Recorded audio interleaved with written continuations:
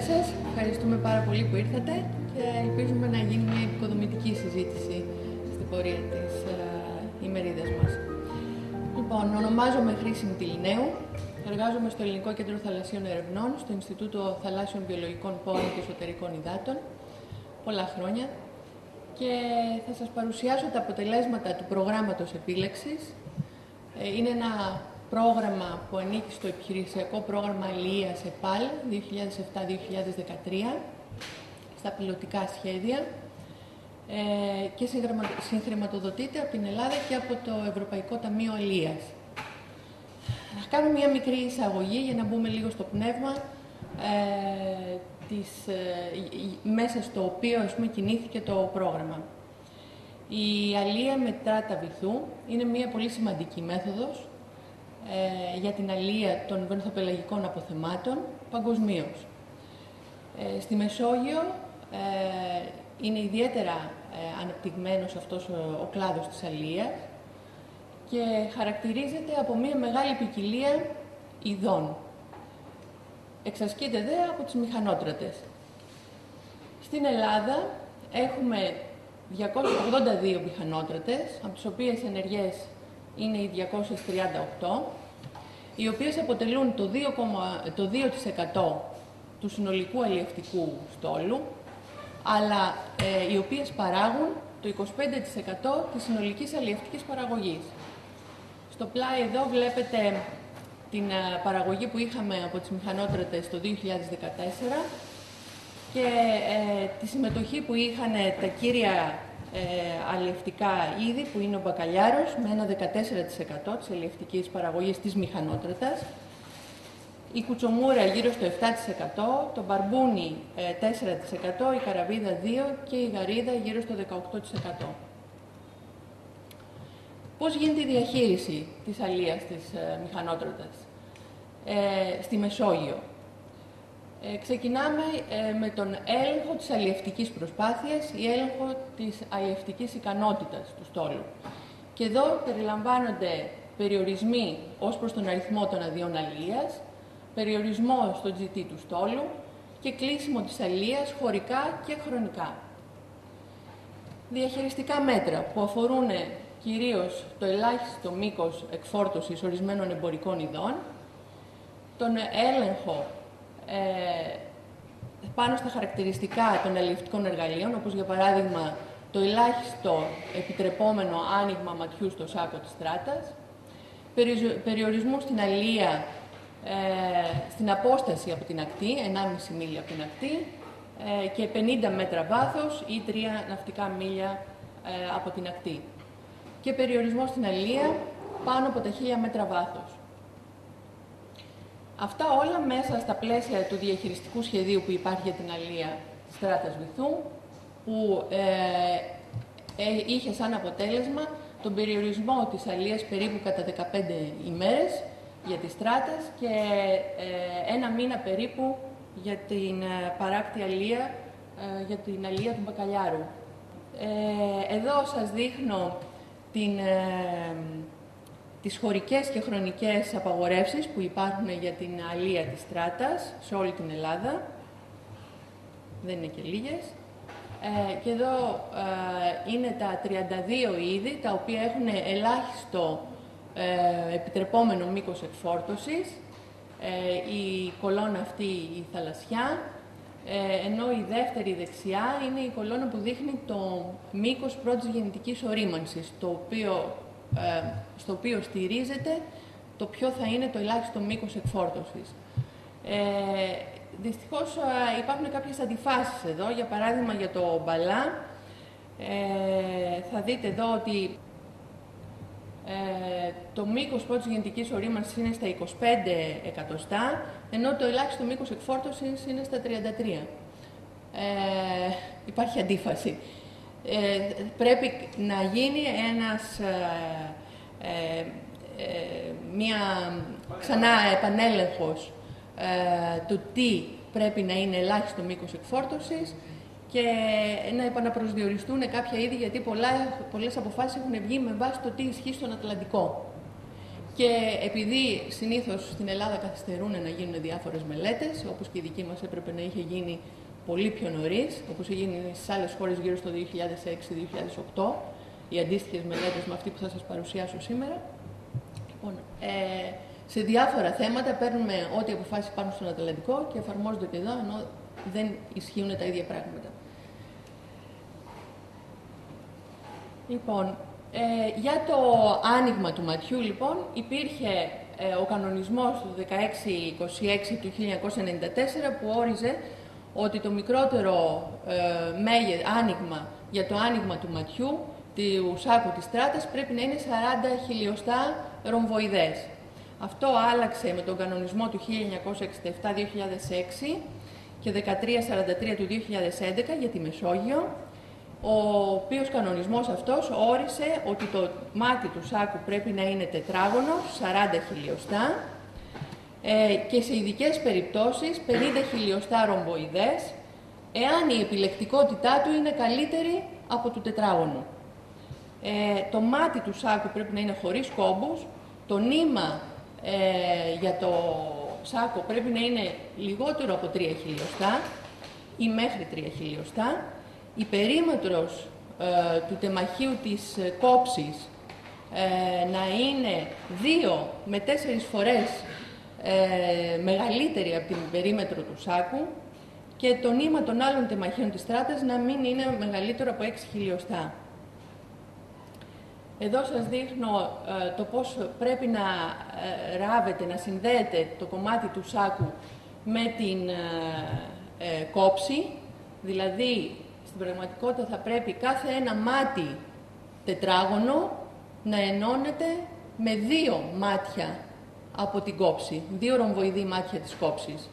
Έτσι έχουμε το μέγεθος της περιμέτρου της κόψης να είναι 2-4 φορές την περίμετρο του σάκου. Έχουμε λοιπόν την κοινή αλλιευτική πολιτική, μέσα στα πλαίσια της οποίας κινούμαστε, η οποία στοχεύει ο κλάδος της αλίας να είναι βιώσιμος περιβαλλοντικά, οικονομικά και κοινωνικά, με σκοπό να έχουμε μία πηγή υγιεινών τροφίμων για τους πολίτες της Ευρωπαϊκής Ένωσης.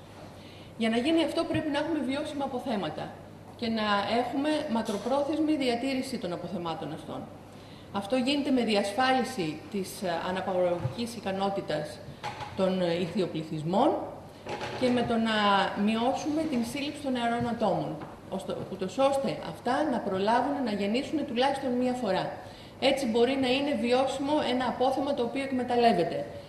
Εάν ψαρεύουμε τα μικρά δεν θα προλάβουν να γεννήσουν και μετά αρχίζει να καταραίει ένας ιχθυοπληθυσμός. Και ένα άλλο στοιχείο που πρέπει να κοιτάζουμε ή τουλάχιστον αρχίζουμε τα τελευταία χρόνια και ενδιαφερόμαστε είναι οι επιπτώσεις της αλίας στο περιβάλλον. Γι' αυτό είπαμε πριν, λέμε ότι ο κλάδος της αλίας να είναι και περιβαλλοντικά βιώσιμος. Όλα είναι μία λυσίδα, ένα πλέγμα τα οποία συνδέονται μεταξύ τους. Δεν φτάνει να σώσουμε μόνο και δεν γίνεται να σώσουμε μόνο τα αποθέματα. Πρέπει και το περιβάλλον συνολικά να είναι σε μία ισορροπία και σε μία καλή κατάσταση και μέσα σε αυτά βέβαια να είναι και ο άνθρωπος με την εκμετάλλευση που κάνει των πόρων που υπάρχουν στο περιβάλλον.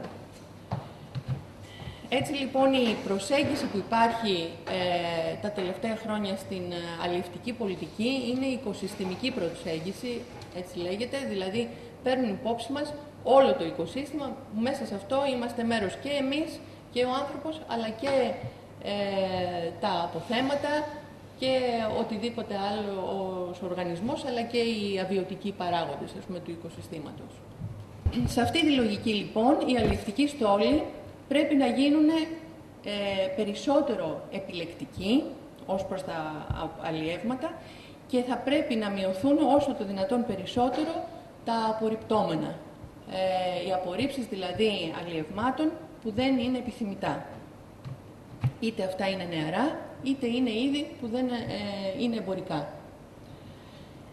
Σε αυτό το πλαίσιο προέκυψε ο Ευρωπαϊκός Κανονισμός 1380 του 2013, ο οποίος ορίζει ότι πρέπει να γίνει καταγραφή και εκφόρτωση μέχρι την 1η Πρώτου του 2015 για τα είδη, τα απορριπτόμενα κομμάτια αυτών των, μέρη αυτών των ειδών, έτσι, όχι γενικά.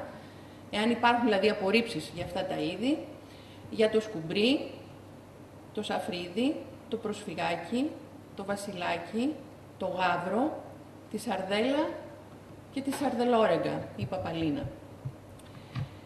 Αυτό θα έπρεπε να έχει ξεκινήσει την 1η Πρώτου του 2015, αλλά γενικά έχουν καθυστερήσει όχι μόνο στην Ελλάδα και σε όλη την Ευρώπη. Τώρα λοιπόν, για το 2017, ο κανονισμός λέει ότι από την 1η Πρώτου του 2017 θα πρέπει να καταγράφονται και να εκφορτώνονται τα είδη που είναι στόχος της κάθε αλίας. Και για τη μηχανότρατα είναι περίπου γύρω στα 10-14 είδη. Άρα για αυτά, ό,τι απορριπτόμενα υπάρχουν, πρέπει να καταγράφονται και να εκφορτώνονται. Έτσι λέει ο κανονισμός. Τι θα γίνει θα δούμε, αλλά πάντως αυτά ορίζει ο κανονισμός. Το ΔΕ 2019 ορίζει ότι όλα τα υπόλοιπα είδη που έχουν ελάχιστο μήκος εκφόρτωσης πρέπει επίσης να καταγράφονται και να εκφορτώνονται τα απορριπτόμενά τους. Ναι, τα υπομεγέθη. Τα υπομεγέθη. Ναι, αλλά υπάρχουν προϋποθέσεις. Προφανώς υπάρχουν προϋποθέσεις. Λέμε τώρα τι ορίζει ο κανονισμός. Μετά αυτά πρέπει να επεξεργαστούν και να υπάρχουν ίσως εξαιρέσεις, να υπάρχουν διάφορα. Και το κόστος της συλλογής του, γιατί δεν είναι παρόλο. Πολλά. Και δεν είναι μόνο το δικό σας το κομμάτι, δηλαδή τα έξοδα και η ταλαιπωρία και όλα αυτά, είναι και για το οικοσύστημα. Υπάρχουν απόψεις που λένε ότι δεν πρέπει να τα βγάζουμε αυτά, ειδικά στις περιοχές που είναι ολιγοτροφικές όπως είναι η Ανατολική Μεσόγειος, γιατί δίνουν ξανά τροφή. Υπάρχουν πολλές απόψεις και επιστημονικές δηλαδή, που όλα αυτά λοιπόν... Οι όμως ευνοούν κάποιους. Η εκφόρτωση των απορρίψεων. Η εκφόρτωση. Να το κάνω πιο συγκεκριμένο. Να το αφήσουμε για τη συζήτηση, για να συνεχίσουμε. Να μπούμε στο πιο ειδικό κομμάτι, την επιλεκτικότητα, που αφορά και το δικό μας αντικείμενο του προγράμματος, η οποία είναι ένα σημαντικό χαρακτηριστικό του αλλιευτικού εργαλείου. Η γνώση της είναι αποφασιστικής σημασίας για τη διαχείριση της αλίας. Τι είναι η επιλεκτικότητα? Η επιλεκτικότητα είναι η ιδιότητα ενός αλλιευτικού εργαλείου να συλλαμβάνει συγκεκριμένα είδη ή εύρος μεγέθους κάποιων οργανισμών και να αφήνει είδη ή μεγέθη που δεν αποτελούν στόχο να διαφεύγουν. Εκφράζεται η επιλεκτικότητα του σάκου της στράτας ως προς το μέγεθος, ως πιθανότητα ένας οργανισμός που θα μπει μέσα στην τράτα να συλληφθεί. Δηλαδή, μπαίνουν τα αποθέματα μέσα στην τράτα, τι πιθανότητα έχουν να συλληφθούν ή να διαφύγουν από το δίχτυ του σάκου. Έτσι λοιπόν, όπως βλέπετε και εδώ πέρα, ένα σχηματάκι, μπαίνουν και μικρά, τα οποία μπορούν να ξεφύγουν, ενδιάμεσου μεγέθους που κάποια μένουν, κάποια φεύγουν και μεγάλα τα οποία παραμένουν μέσα. Αυτή η πιθανότητα που σας λέω του να παραμείνει και να συγκρατηθεί μέσα στο σάκο εκφράζεται από μία καμπύλη τέτοιου τύπου. Λέμε αυτές είναι οι καμπύλες της επιλεκτικότητας. Εδώ σημαίνει ότι αυτά τα μικρού μεγέθους, εδώ κάτω είναι το μήκος και εδώ είναι η πιθανότητα. Αυτά τα μικρού μήκους ψαράκια έχουν την πιθανότητα να ξεφύγουν, επομένως η σύλληψή τους είναι 0, κοντά στο 0. Όσο προχωράμε πάμε στο 50% και όλα τα μεγάλα συγκρατούνται. Εάν αυτή είναι μία μορφή καμπύλης, αυτή είναι μια άλλη μορφή καμπύλης, η οποία βλέπετε είναι πιο όρθια και πιο αριστερά, δηλαδή σε πιο μικρά μήκη, σημαίνει ότι όσο πιο αριστερά είναι οι καμπύλες, τόσο πιο μικρά ψάρια συλλαμβάνονται. Αυτό δεν είναι επιθυμητό. Εάν πάλι η καμπύλη είναι αυτής της μορφής, τότε σημαίνει ότι κάποια μικρά ψάρια κρατούνται μέσα στο δίχτυ και κάποια μεγαλύτερα όμως επίσης φεύγουν. Ούτε αυτό είναι επιθυμητό. Όσο πιο όρθια είναι η καμπύλη, τόσο το εύρος της επιλογής είναι στενό, μικρό. Και αυτό μας ενδιαφέρει, ενώ στις καμπύλες αυτού του τύπου το εύρος μεγαλώνει και δεν είναι καλό για την επιλεκτικότητα του εργαλείου.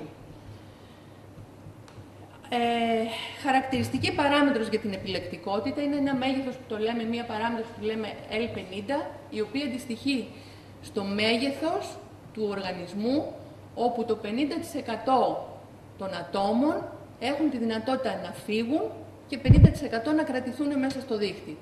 Αυτή την παράμετρο λοιπόν μελετάμε και αυτή η παράμετρος, η τιμή της, προσπαθούμε να είναι ίση ή μεγαλύτερη από το ελάχιστο μήκος εκφόρτωσης του είδους που μελετάμε.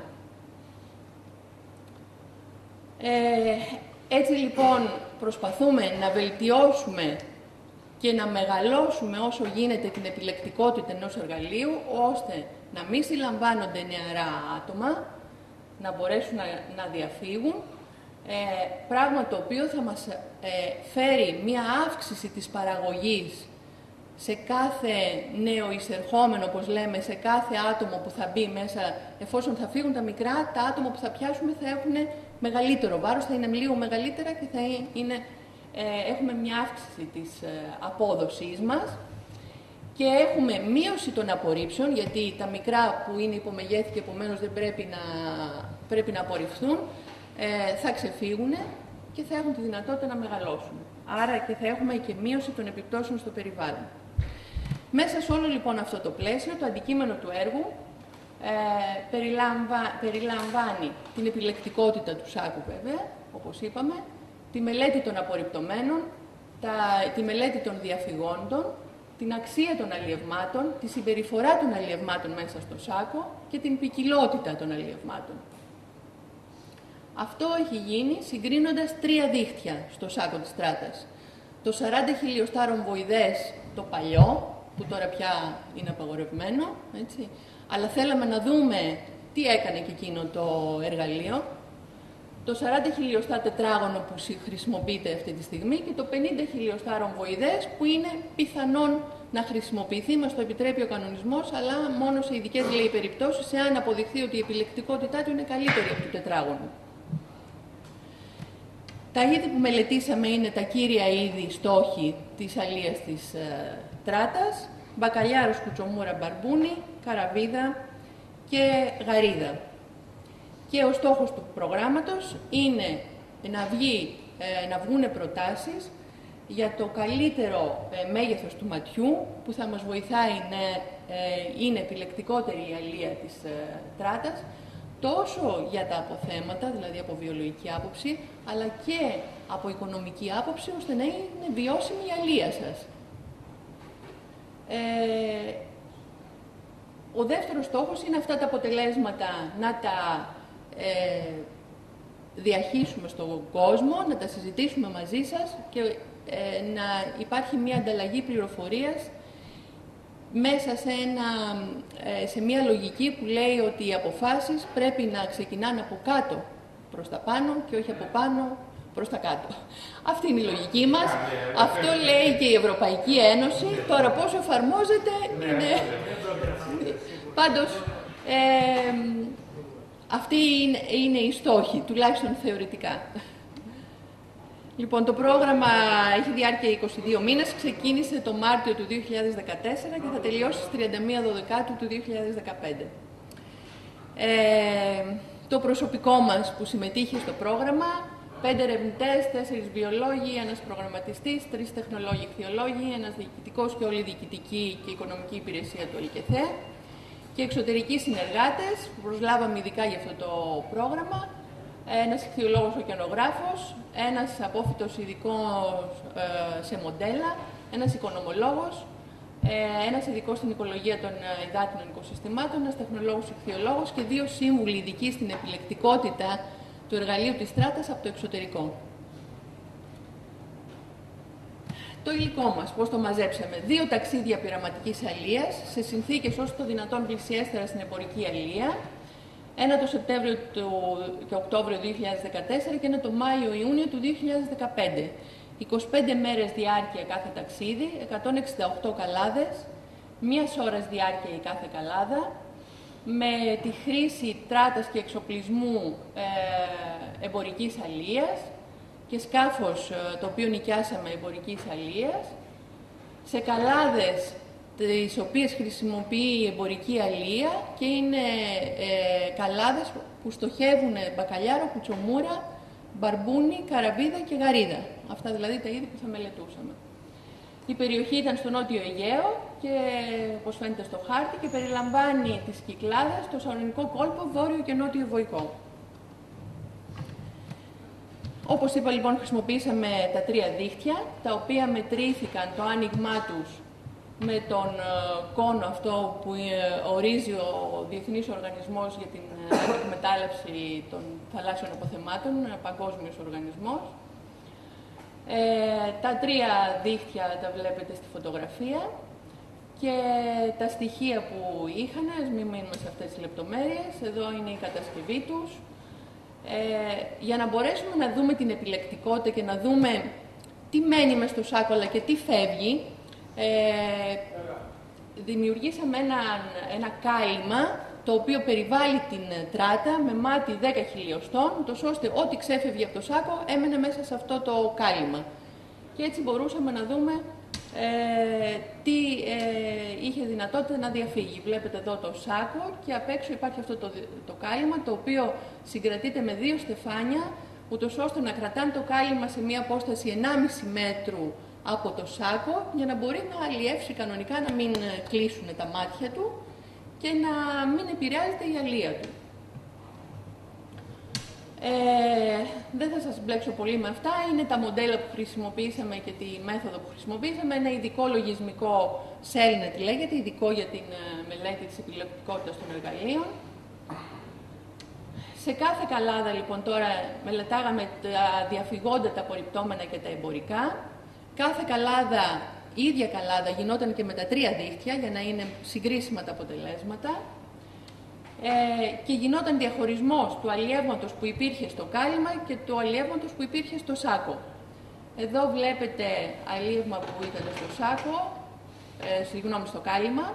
Βλέπετε εδώ έχουμε ξεχωρίσει και ακόμα το αλλιεύμα του σάκου ήταν εδώ. Αφού απομακρύναμε αυτό, μετά παίρναμε το αλλιεύμα του σάκου και εδώ βλέπετε τα δύο αλλιεύματα, το ένα του καλύματος και το άλλο ό,τι είχε παραμείνει στο σάκο. Στη συνέχεια γινόταν διαχωρισμός του εμπορικού και του απορριπτόμενου αλλιεύματος από το πλήρωμα, ώστε να ακολουθούμε την πραγματική κατάσταση που συμβαίνει στην αλία. Σε κάθε καλάδα, λοιπόν, γινόταν αναγνώριση και καταγραφή των ειδών, καταμέτρηση του αριθμού ατόμων ανά είδος, ζύγισμα του βάρους ανά είδος και τη μέτρηση του μήκους του κάθε ατόμου ανά είδος. Η καταγραφή γινόταν σε ειδικά πρωτόκολλα και το δεύτερο αντικείμενο που μελετήσαμε ήταν η συμπεριφορά των αλλιευμάτων μέσα στο σάκο. Αυτό έγινε με τη χρήση 2 καμερών, οι οποίες έμπαιναν σε ειδικές υποβρύχιες κάμερες, εκ των οποίων η μία τοποθετήθηκε μέσα στο σάκο και η δεύτερη έξω από το σάκο, αλλά μέσα στο κάλυμα. Οπότε έτσι μπορούσαμε να δούμε τη συμπεριφορά των αλλιευμάτων μέσα στο σάκο και την συμπεριφορά τους αυτών που διέφευγαν μέσα στο κάλυμα. Το τρίτο αντικείμενο μελέτης μας ήταν τα οικονομικά δεδομένα. Καταγράφαμε την οικονομική αξία των αλλιευμάτων από τα 3 διαφορετικά δίχτυα, το χρόνο απασχόλησης του πληρώματος για το ξεψάρισμα και την κατανάλωση του πετρελαίου σε κάθε ένα από τα 3 δίχτυα. Το τελευταίο στοιχείο δεν μπόρεσε να συλλέξει, για το τελευταίο στοιχείο δεν μπορέσαμε να συλλέξουμε αξιόπιστα αποτελέσματα, γιατί περιμέναμε να έχουμε ένα όργανο που καταγράφει την κατανάλωση του πετρελαίου, αλλά λόγω καθυστέρησης χρηματοδότησης δεν μπορέσαμε να το αγοράσουμε. Και αυτό... Μια παρατήρηση εδώ. Άμα ήταν από 10 χιλιοστά, θα πει μια μεγάλη κατανάλωση. Ναι, αλλά εμάς το ίδιο γινόταν και στα 3 δίχτυα. Δεν είναι το θέμα να υπολογίσουμε την πραγματική κατανάλωση, αλλά να δούμε αν υπάρχει διαφορά κατανάλωσης μεταξύ των 3 δικτυών. Αυτό θέλαμε να δούμε. Όπως και διαφορά στην οικονομική αξία του αλλιεύματος που προκύπτει από τα 3 δίχτυα. Για τα πετρέλαια εκεί μονάχα. Όσο το 10 απόψε δεν θα υπήρχε διαφορά. Τέλος πάντων δεν μπορέσαμε, δηλαδή στην αρχή μας κατέγραφε ο μηχανικός τι περίπου καταναλώναμε, μετά είδαμε ότι δεν μπορούσε να είναι πολύ αξιόπιστα αυτό. Θέλει ειδικό μηχάνημα το οποίο ας πούμε, να μετράει την κατανάλωση. Πολύ μικρή καλάδα για να τα αξιοποιήσω. Πρέπει να γίνει μεγαλύτερη καλάδα για να είναι πιο. Το θέμα είναι ότι να είναι συγκρίσιμα τα αποτελέσματα μεταξύ τους. Δηλαδή, ό,τι συνθήκες είχαμε για το κάθε δίχτυ ήταν ίδιες ανάμεσά τους. Άρα αυτό που μας ενδιέφερε ήταν η σύγκριση και όχι το τι πραγματικά καταναλώνετε εσείς. Δηλαδή, ακόμη και τα αποτελέσματα που θα δείτε μετά δεν είναι ακριβώς τι συμβαίνει, γιατί οι καλάδες μας ήταν μιας ώρας. Εσείς κάνετε καλάδες 4, 5 ώρες, 6 ώρες πολλές φορές. Δεν είναι λοιπόν ακριβώς το ίδιο αποτέλεσμα, απλά αυτό που θέλουμε είναι να έχουμε τις ίδιες συνθήκες για το κάθε δίχτυ, ούτως ώστε τα αποτελέσματα να είναι συγκρίσιμα μεταξύ τους. Αλλιώς δεν θα είναι. Και βέβαια δεν έχει νόημα να κάνουμε εμείς στην πειραματική αλία καλάδες 6 ωρών, ας πούμε, 4 ωρών. Δεν είναι ο στόχος μας να αλλιεύσουμε. Για την κατανάλωση του καυσίμου εκεί το. Και για εκεί. Το θέμα θα είχαμε τις ίδιες συνθήκες σε κάθε εργαλείο. Τέλος πάντων δεν μπορέσαμε να έχουμε το όργανο αυτό και έτσι. Λοιπόν, το περνάω λιγάκι αυτό γρήγορα γιατί θα είναι τι μελετήσαμε, θα τα δούμε προχωρώντας τα αποτελέσματα. Λοιπόν, ξεκινάμε εδώ πέρα οι κατά μήκος συνθέσεις. Εδώ βλέπετε την κατά μήκος σύνθεση του αλλιεύματος, του αποθέματος θα έλεγα καλύτερα, που μπαίνει στην τράτα. Δεν σημαίνει ότι αυτό όλο αλλιεύεται, είναι αυτό που μπαίνει στο σάκο και κάποιο από αυτό θα παραμείνει, κάποιο άλλο θα διαφύγει. Λοιπόν, εδώ βλέπουμε με κόκκινη γραμμή το ελάχιστο μήκος εκφόρτωσης, το επιτρεπόμενο για κάθε ένα από τα 5 είδη που μελετάμε. Έτσι, μπακαλιάρο στα 20 χιλιοστά, κουτσομούρα και μπαρμπούνι στα 11 χιλιοστά, εκατοστά, καραβίδα στα 20 χιλιοστά και γαρίδα στα 20 χιλιοστά μήκος κεφαλοθώρακα, όπως λέμε, δηλαδή του κεφαλιού. Ας το πούμε έτσι. Όπως βλέπουμε, η κουτσομούρα, το μπαρμπούνι και η καραβίδα, το αλίευμα, το απόθεμα που μπαίνει μέσα, είναι σε όλες τις περιπτώσεις πάνω από το ελάχιστο μήκος εκφόρτωσης. Έτσι, πάνω από την κόκκινη γραμμή. Αντίθετα, σε όλα τα δίχτυα. Το τι μπαίνει μέσα. Τι μπαίνει, προσέξτε, τι μπαίνει. Αντίθετα στον μπακαλιάρο, το μεγαλύτερο μέρος είναι κάτω από την κόκκινη γραμμή. Αυτό αμέσως δημιουργεί ένα θέμα, έτσι καταλαβαίνετε. Σε όλα τα δίχτυα. Μιλάμε τι μπαίνει καταρχήν, θα δούμε και στη συνέχεια τι γίνεται. Αντίστοιχα, σε μικρότερο βαθμό, δηλαδή περίπου το μισό αλίευμα, είναι για τη γαρίδα. Εάν δείτε τώρα αυτό το χακί χρώμα, αυτό είναι το αλίευμα που διαφεύγει σε κάθε δίχτυ. Βλέπουμε λοιπόν στα περισσότερα δίχτυα που είναι το παλιό σαραντάρι ρομβοειδές, σχεδόν δεν διαφεύγει τίποτα, εκτός λίγο εδώ από τη γαρίδα. Αντίθετα στον μπακαλιάρο ειδικά, αλλά και στη γαρίδα και στα υπόλοιπα, το τετράγωνο, είναι το δεύτερο δίχτυ, το 40S που λέει, έχουμε αρκετή διαφυγή. Πάντα μιλάμε για νεαρά άτομα, έτσι, τα οποία δεν είναι ο στόχος μας. Ίσα-ίσα ο στόχος μας είναι να διαφύγουν. Φυσικά, όπως αναμενόταν, η κουτσομούρα, το μπαρμπούνι και η γαρίδα, που βασικά το αλίευμά τους είναι πάνω από το ελάχιστο μήκος εκφόρτωσης, δεν έχουν ιδιαίτερη διαφυγή, γιατί είναι και μεγαλύτερα, επομένως δεν υπάρχει λόγος, ας πούμε, να ανησυχούμε για αυτά, αν διαφεύγουν ή δεν διαφεύγουν. Το μπαρμπούνι, η κουτσομούρα και η καραβίδα. Όχι, δεν διαφεύγουν, δηλαδή θα δείτε ένα πολύ μικρό ποσοστό το οποίο καταφέρνει να διαφύγει. Αλλά δεν έχει και λόγο, γιατί το αλίευμά τους είναι πάνω από το ελάχιστο μήκος εκφόρτωσης. Επομένως, Είναι πολύ μικρό αυτό το ποσοστό που διαφεύγει και δεν έχουμε τόσο νεαρά άτομα, ούτως ώστε να πούμε αν διέφυγαν ή παρέμειναν μέσα στο σάκο. Στα 40 πράγματα έχουμε διαφυγεί πάνω από το ελάχιστο επιτυχούμενο στην Κοτσόμουρα. Έχουμε λίγο. Έχουμε λίγο. Ένα μικρό ποσοστό θα δείτε, εκεί που διαφεύγουν πολύ περισσότερο είναι στο 50 το ρομβοειδές, που κοιτάξτε εδώ στο μπαρμπούνι, φεύγουν άτομα τα οποία μπορεί να φτάσουν και 20 πόντους. 20 πόντους είναι μπαρμπουνάρα. Είναι πολύ μεγάλο μπαρμπούνι. Είναι αυτό που σας είπα πριν και θα το δούμε στη συνέχεια, ότι εάν είναι πολύ πλαγιαστή η καμπύλη της επιλεκτικότητας και κρατάει μικρά άτομα και χάνει μεγάλα. Και δυστυχώς, όπως θα φανεί, θα το δούμε μετά, το 50 έχει τέτοια συμπεριφορά. Με συγχωρείτε, αυτή η μελέτη και για την Γαρίδα που λέτε ότι είχαμε διαφυγεί στη Γαρίδα αρκετή, έτσι.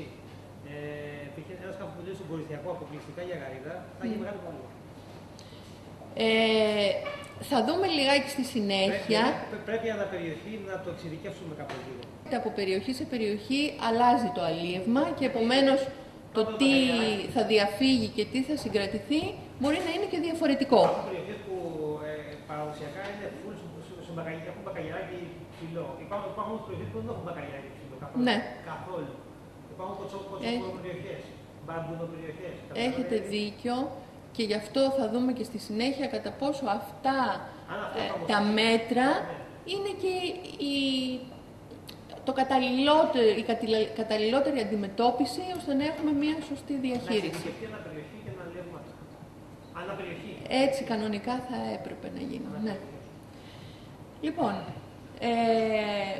τώρα πάνω εδώ βλέπετε με το γκρι αυτό χρώμα το αλίευμα που μένει μέσα στο σάκο. Ας αφήσουμε την κουτσομούρα, τον μπαρμπούνι και την καραβίδα που όπως βλέπουμε είναι καλά τα αποτελέσματά του. Έτσι έχουμε το αλίευμα, το μεγαλύτερο μέρος του αλιεύματος είναι πάνω από το επιτρεπόμενο μήκος. Στο μπακαλιάρο όμως, ειδικά στο παλιό το μάτι, το 40 ρομβοειδές, βλέπετε ότι το μεγαλύτερο κομμάτι ήταν κάτω από το επιτρεπόμενο.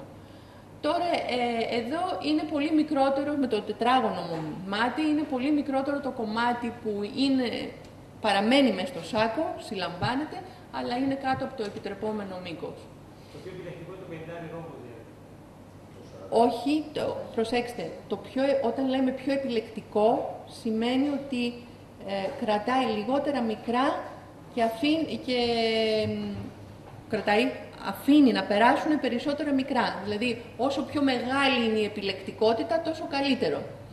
Άρα, όταν λέμε το πιο επιλεκτικό, σημαίνει ότι, μάλλον όχι σημαίνει, στην περίπτωσή μας, είναι το 40 το τετράγωνο, το πιο επιλεκτικό. Θέλουμε να είναι όσο το δυνατόν πιο επιλεκτικό ένα εργαλείο, πιο μεγάλη επιλογή να κάνει σε αυτά που θέλουμε, σε αυτά που είναι ο στόχος μας. Λοιπόν, στην Γαρίδα, εκεί που είχαμε ένα πολύ μεγάλο μέρος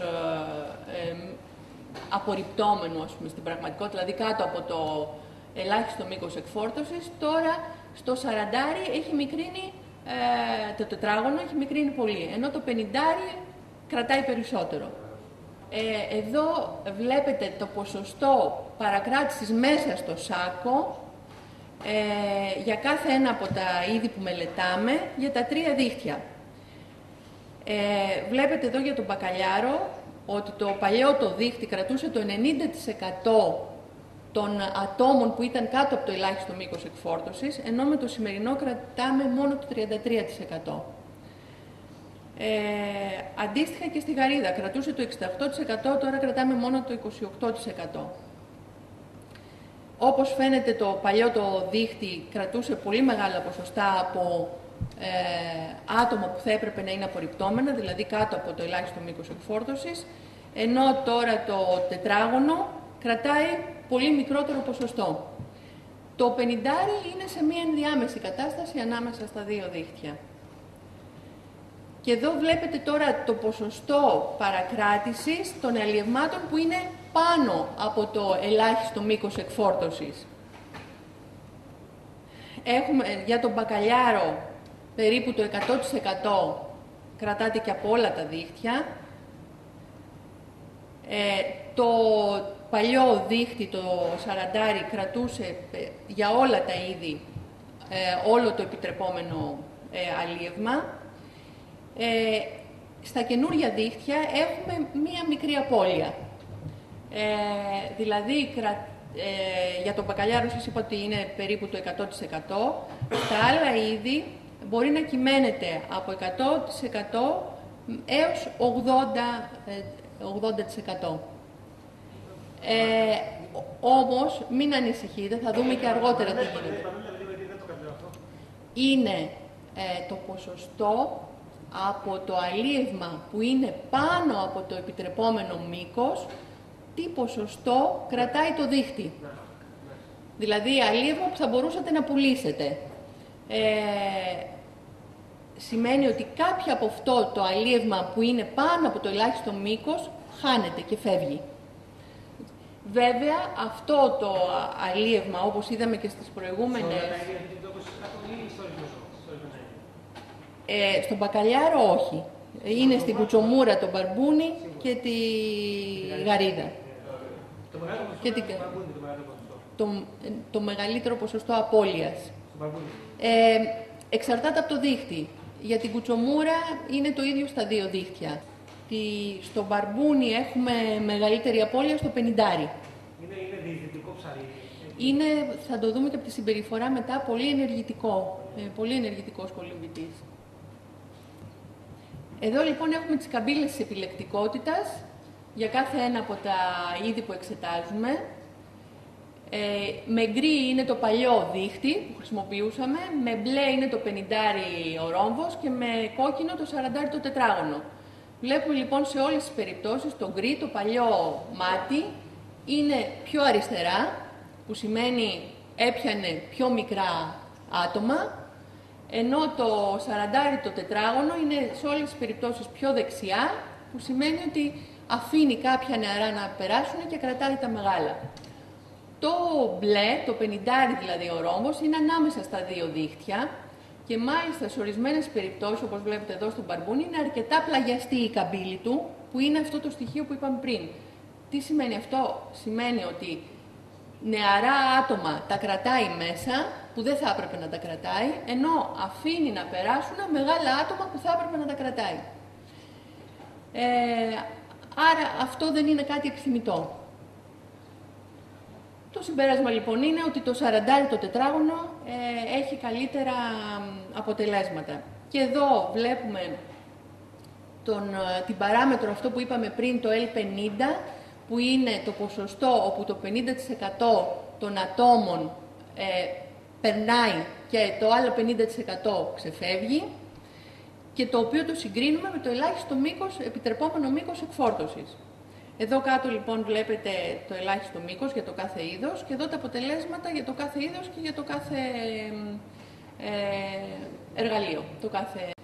Λοιπόν, όπως φαίνεται το 40 το παλιό έχει τις μικρότερες τιμές, οι οποίες απέχουν πάρα πολύ από το ελάχιστο μήκος εκφόρτωσης. Ενώ αντίστοιχα, ειδικά για την κουτσομούρα, τον μπαρμπούνι και την καραβίδα, αυτή η τιμή είναι πάρα πολύ κοντά και λίγο μεγαλύτερη μάλιστα από το ελάχιστο μήκος εκφόρτωσης.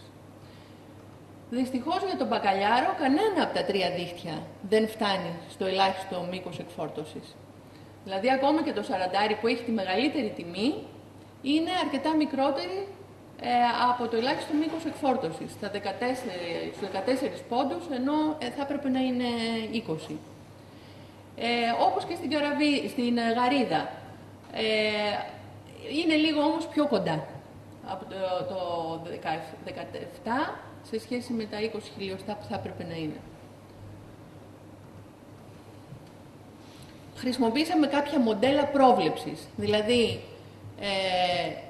από τα μάτια που εξετάσαμε πόσο θα έπρεπε να είναι το άνοιγμα του ματιού για να μπορέσουμε να φτάσουμε το ελάχιστο μήκος εκφόρτωσης. Αυτό βέβαια δεν μπορούσαμε να το κάνουμε για το τετράγωνο, γιατί δεν είχαμε δύο δίχτυα τετράγωνα να συγκρίνουμε, το κάναμε μόνο για το ρομβοειδές.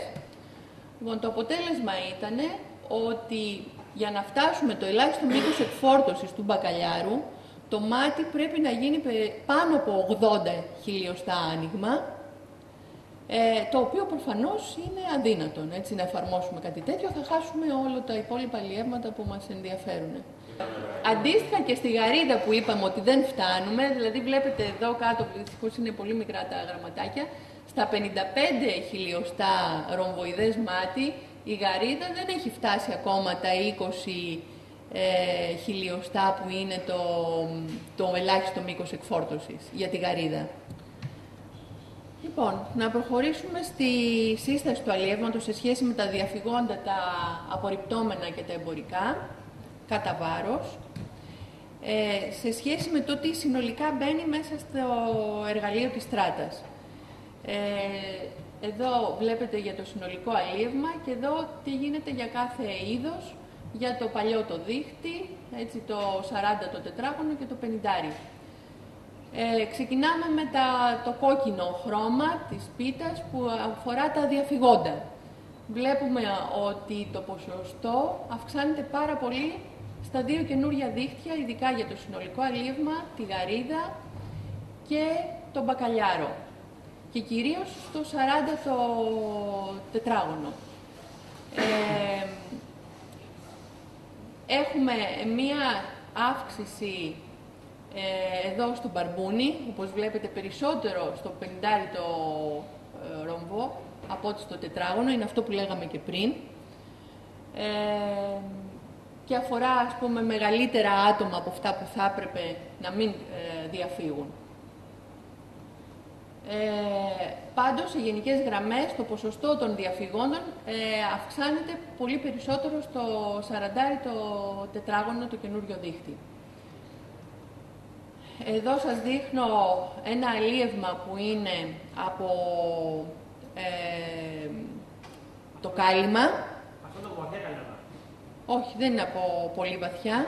Είναι από, εμάς το βάθος ήταν από 50 μέτρα έως 310. Είμαστε γύρω στα 150 με 200 μέτρα κάπου εκεί. Βλέπετε εκεί γαρίδα, γάβρο και διάφορα φίδια που τα λέμε, ας πούμε. Ενώ το αντίστοιχο αλίευμα που μένει μες στο σάκο έχει τα γνωστά είδη μας, μπακαλιάρους, τις σκορπίνες των βαθιών νερών, καραβίδες. Εδώ πάλι μια άλλη καλάδα, πάλι το αλίευμα από το κάλυμα και το αντίστοιχο αλίευμα από το σάκο.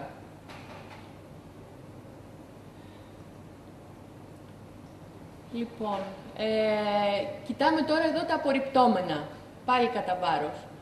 Βλέπουμε λοιπόν ότι τα απορριπτόμενα έχουν μία μείωση. Είναι το χρώμα αυτό το πρασινοπό.